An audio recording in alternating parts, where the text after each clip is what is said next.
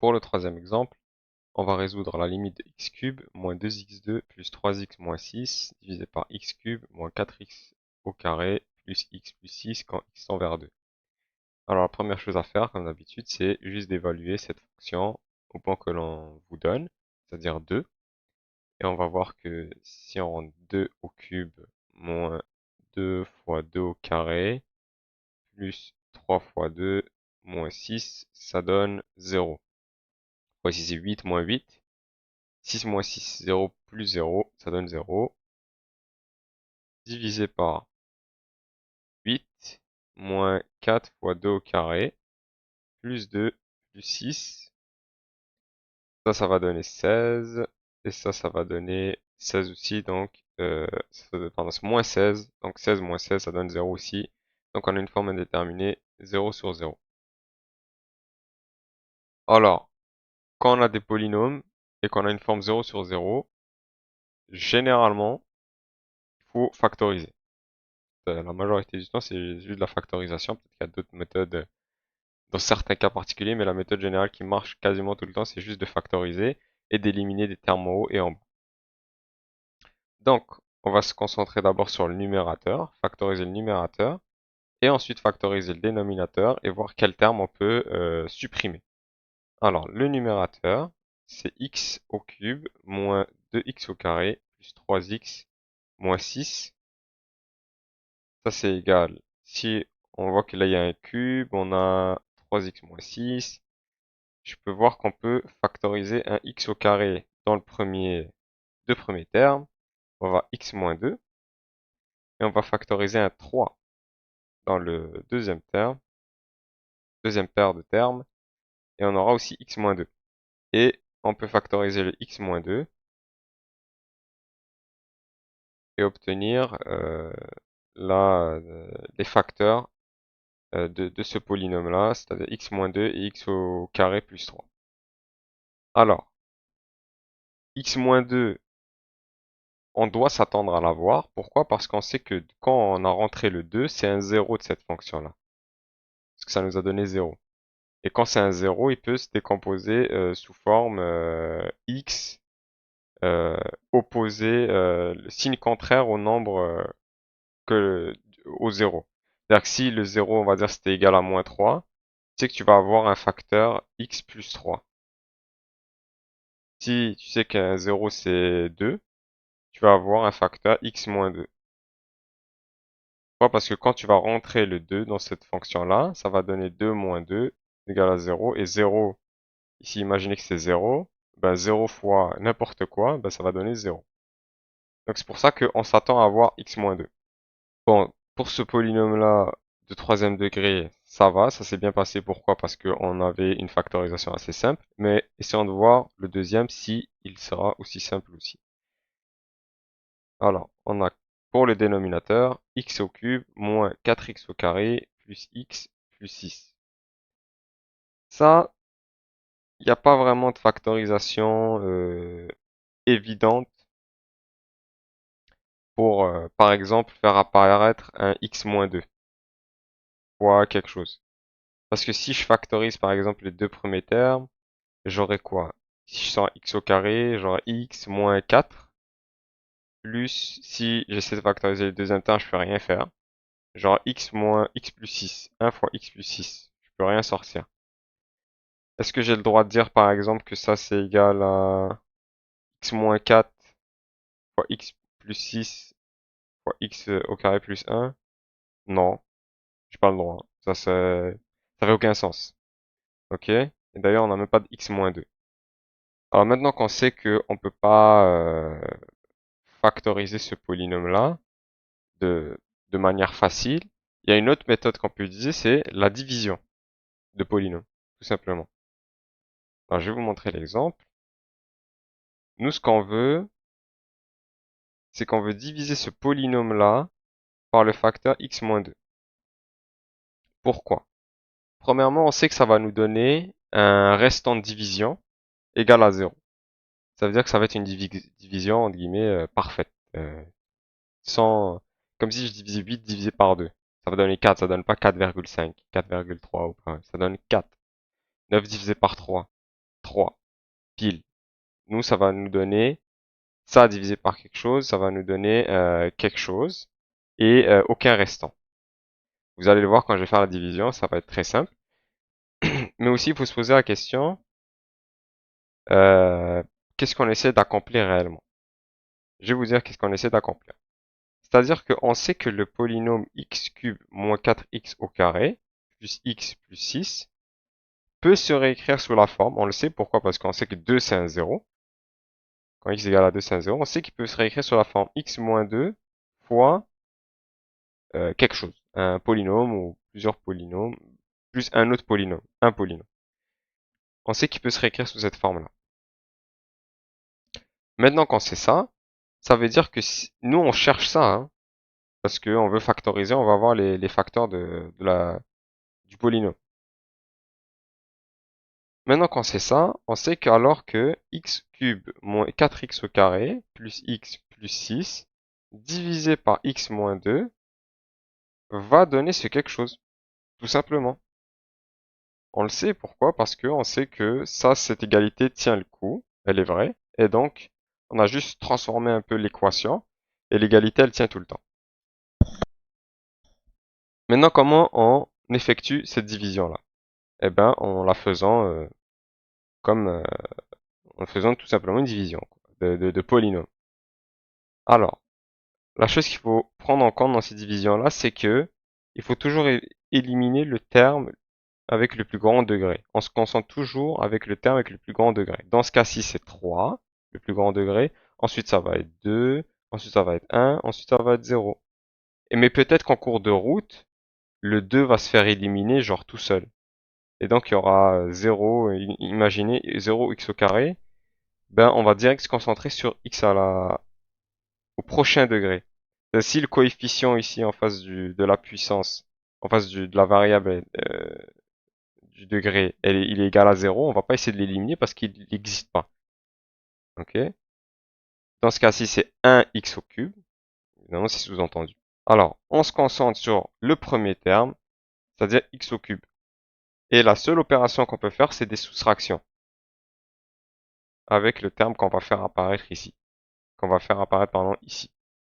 Avec une multiplication. Donc, on sait que on veut éliminer x au cube. C'est quoi x au cube? C'est 1x au cube. Comment on élimine x au cube?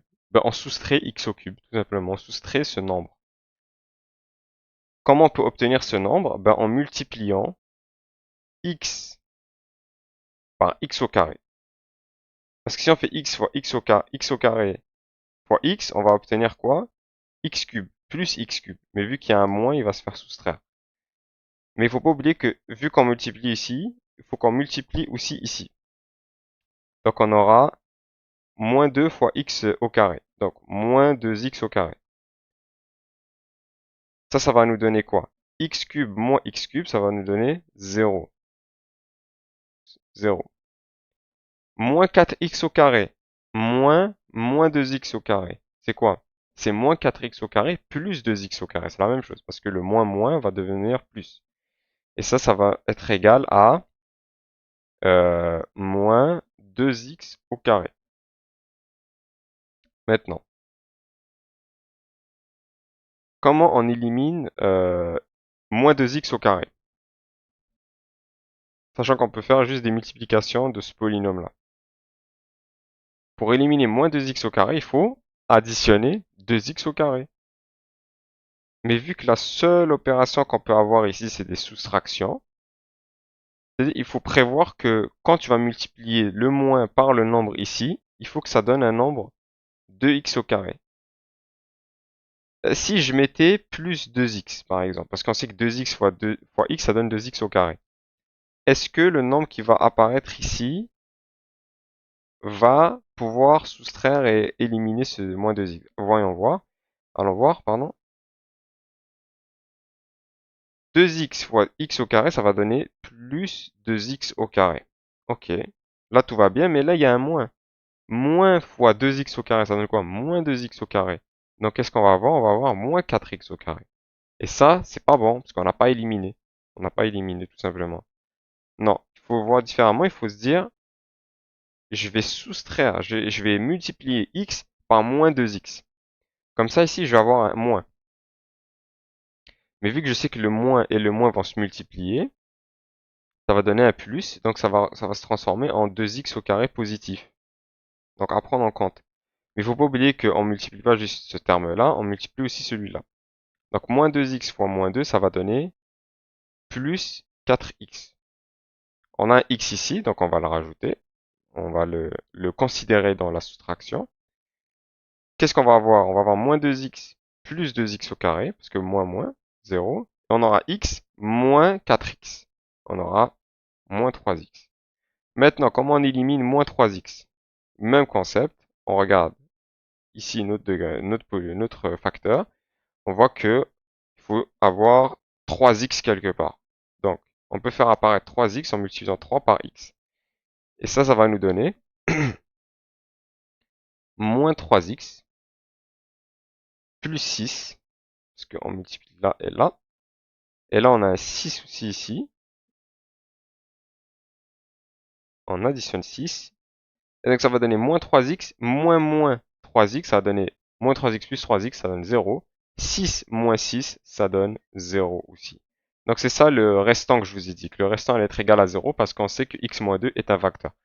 Donc, maintenant qu'on a ce nouveau polynôme, on sait que le polynôme original, x cube moins 4x au carré plus x plus 6, donc 4x au carré moins 3x plus 6, plus x, pardon.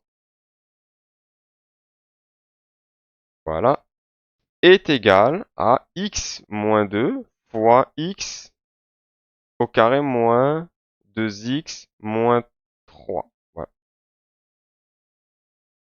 Donc c'est parfait. Maintenant, on a un x moins 2, un facteur x moins 2 qui nous causait problème, qu'on peut maintenant supprimer et évaluer la limite simplement. Est-ce que ça vaut, maintenant la question c'est est-ce que ça vaut le coup de simplifier plus cette expression-là? La réponse est non, à moins que elle vous pose problème. Si elle vous pose pas problème, ça sert à rien de simplifier plus. Bon, elle se simplifie, probablement qu'elle se simplifie un peu plus, mais euh, je vais pas chercher à comprendre si oui ou non elle se simplifie réellement parce que j'en ai pas besoin. Maintenant que j'ai ce polynôme-là, ces facteurs-là, pardon, on sait qu'on peut réécrire le dénominateur comme cela. Maintenant, on a une limite à évaluer, hein, faut pas oublier que c'est ça le problème à la base. On va pouvoir réécrire la limite comme étant une division de deux polynômes factorisés. Donc on a le premier polynôme qui est là et le deuxième qui est là. Maintenant, les x carré, on peut les supprimer, les x moins 2, pardon, on peut les supprimer. Et maintenant, on n'a plus qu'à évaluer la limite et obtenir la réponse. Donc, on a 2 au carré plus 3 sur 2 au carré moins 2 fois 2 moins 3. Et ça va donner 4 plus 3, 7. 4 moins 4 moins 3, ça va donner moins 3 ici. Et ça, c'est égal à moins 7 tiers. Donc, ça veut dire que pour la fonction, cette fonction-là, quand x tend vers 2, la fonction s'approche de la valeur d'y égale à moins 7, 3. S'approche. On va mettre une flèche et non un égal. Parce qu'elle n'est pas égale, parce que le point n'existe pas. Il est ouvert. Mais on s'approche de cette valeur-là et on peut le voir ici. Ça, c'est la fonction. Quand on s'approche de 2, par la gauche, par la droite, on s'approche effectivement d'une valeur qui se rapproche de moins 7 tiers, qui est environ 2, quelque chose. Si je dis pas de bêtises, 2,333. Moins 2,333. Donc, ça, c'est pour le troisième exemple. Pour ce quatrième exemple, on va résoudre la limite de x à la 9 moins x sur x plus 1 quand x tend vers moins 1. La première étape, toujours la même, c'est juste d'évaluer la fonction au point que on cherche la limite. Donc, moins 1 à la 9, moins 1, faire attention au signe, on a moins 1 plus 1. Donc, moins 1 à la 9, c'est moins 1 que tu multiplies 9 fois, et n'importe quelle base négative avec puissance d'une puissance impaire va donner un nombre négatif. Et dans ce cas-ci, vu que c'est 1, ça va toujours rester 1, mais dans ce cas ça va être moins 1 parce que il est négatif. Donc, Moins à la 9, c'est moins 1. Moins 1, c'est égal à plus 1. Et on a moins 1 plus 1. Dans ce cas-ci, on a 0 sur 0. On a une forme indéterminée 0 sur 0. Donc, et on a un polynôme, alors qu'est-ce qu'on doit faire? C'est factoriser. Donc on a x à la 9 moins x qui est égal à x fois x à la 8. Si on sort un x, on factorise un x moins 1. Là, on voit que on a x fois x à la 8 moins 1 et au dénominateur, on doit savoir qu'on a x plus 1. Est-ce qu'on peut barrer quelque chose dans cette situation-là? La réponse est non, évidemment, parce qu'on n'a pas x plus 1 dans nos deux facteurs. Est-ce qu'on peut plus factoriser ce polynôme-là? La réponse est oui. Il faut juste se rappeler que euh, quand on a un terme a carré, par exemple, moins b carré, il peut se réécrire sous la forme a plus b fois a moins b. Eh bien, on a un terme ici qu'on peut prendre on peut diviser cet exposant-là par 2 et on a un qui, 1 au carré est égal à 1. Donc on a une situation, on peut utiliser ce petit théorème-là. Donc, alors on peut factoriser x à la 8 moins 1, on peut le factoriser comme étant x à la 4 moins 1 fois x à la 4 plus 1. Pourquoi? Qu'est-ce que j'ai fait? J'ai fait que, imaginez que x à la 8 dans ce polynôme-là, c'est a carré. Et j'ai dit que b carré, c'est 1. On garde pas la puissance, on garde pas le signe. On prend juste le nombre. Ça veut dire quoi? Ça veut dire que si on dit que a carré, c'est x à la 8, ça veut dire que x à la 4 est égal à 1. Pourquoi? Parce que si on fait x à la 4 au carré, ça va nous donner x à la 4 fois 2. Ça, c'est dans les lois des exposants, faut le savoir. Si on a une base exposant quelque chose, et que cette base-là exposant quelque chose est exposant quelque chose d'autre, ben c'est la même chose de dire que la base, elle est exposant x fois y, deux exposants. Maintenant qu'on sait que a, c'est x à la 4, et que b carré, ben b, 1, parce que racine de 1, c'est 1, on peut réécrire ce polynôme-là comme étant le produit de ces deux facteurs-là.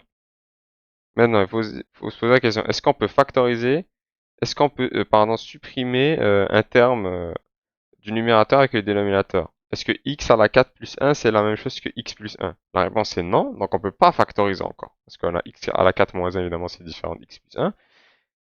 Maintenant, qu'est-ce qu'on peut faire? C'est encore factoriser. Parce qu'on peut le faire encore ici. X à la 4 moins 1. X à la 4 moins 1, il peut se réécrire comme étant x fois x à la 2 moins 1 fois x à la 2 plus 1 fois x à la 4 plus 1. Encore, on a utilisé la même astuce, c'est que a carré moins b carré est égal à a plus b fois a moins b. Maintenant, il faut pas se faire avoir. Est-ce que x à la 4 plus 1 peut se faire factoriser plus? La réponse c'est non, on ne peut pas le factoriser, x à la 4 plus 1. Pourquoi? Parce que c'est un plus qu'on a ici. On ne peut pas utiliser ce théorème-là. On ne peut pas parce que ici, on nous demande qu'il faut que a carré moins b carré. S'il y a un plus entre les deux termes, et que ces deux puissances, en fait c'est n'importe quel nombre, hein. N'importe quel nombre peut se réécrire, même si, parce que dans ce cas-ci c'est des belles puissances entre guillemets, c'est-à-dire que on n'a pas de chiffre virgule, mais imaginons que j'avais, je sais pas moi, 3x moins 4. Eh bien 3x moins 4 peut se réécrire comme étant racine de 3x moins 2 fois racine de 3x plus 2. Vous voyez, ce théorème-là, pourquoi il est bon? Parce que on peut littéralement factoriser n'importe quoi qui a une soustraction. Deux termes qui soustraient, on peut les factoriser dans ce facteur-là. Faut pas nécessairement, parce que, pas nécessairement que ça donne un chiffre rond ici. Voilà, ça c'était pour la petite explication supplémentaire. Donc, maintenant, est-ce qu'on peut factoriser un terme encore euh, plus? Est-ce qu'on peut factoriser un terme encore en deux autres termes qui va nous permettre de supprimer x plus 1? Parce que ici, on peut pas supprimer, on n'est pas encore, on a aucune situation, on a x plus 1 qu'on peut supprimer du numérateur et du dénominateur. La réponse c'est oui, on peut factoriser un terme, mais c'est ce terme ici, x au carré moins 1. Donc, x au carré moins 1 peut se réécrire comme étant x moins 1 fois x plus 1. Et il faut pas oublier les autres termes qu'on a. On a x au carré plus 1 et x à la 4 plus 1. Maintenant, est-ce qu'on a x plus 1 quelque part dans ce polynôme-là? La réponse est oui, on en a un ici. Parfait. Maintenant, on peut supprimer.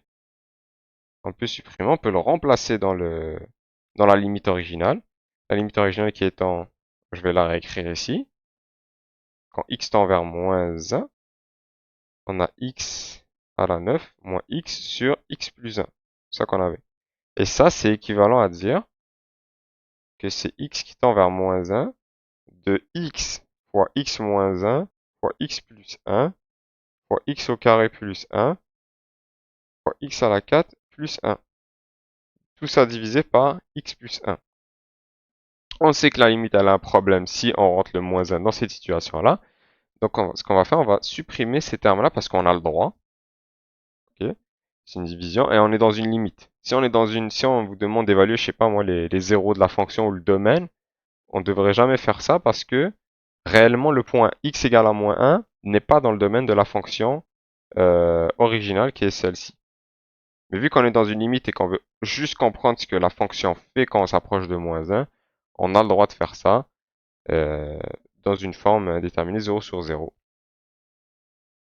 Maintenant, qu'est-ce qu'on obtient? On obtient que c'est égal à la limite qui tend de x moins 1 pour la fonction x fois x moins 1 fois x au carré plus 1, parce qu'on a supprimé x plus 1, fois x à la 4 plus 1. Et ça, c'est égal, si on évalue 1, ok, 1, on aura moins 1 fois moins 1 moins 1 fois moins 1 au carré, c'est 1, donc 1 plus 1, moins 1 à la 4, c'est 1, donc c'est 1 plus 1 encore. Et ça, c'est égal à moins 2 fois moins 1, c'est égal à 2 fois 2 fois 2, et ça, c'est égal à 8. Donc, quand x tend vers moins 1 pour la fonction x à la 9 moins x divisé par x plus 1, y s'approche de 8. Et on a le graphe ici. Effectivement, ça c'est la fonction x à la 9 moins x divisé par x plus 1. Quand x s'approche de moins 1, que ce soit par la gauche ou par la droite, on s'approche effectivement de la valeur 8. Et il faut toujours prendre en compte que c'est un point ouvert. Okay, ce point-là n'existe pas dans la fonction réellement. Donc voilà, c'est tout pour la vidéo et je vous souhaite une belle journée.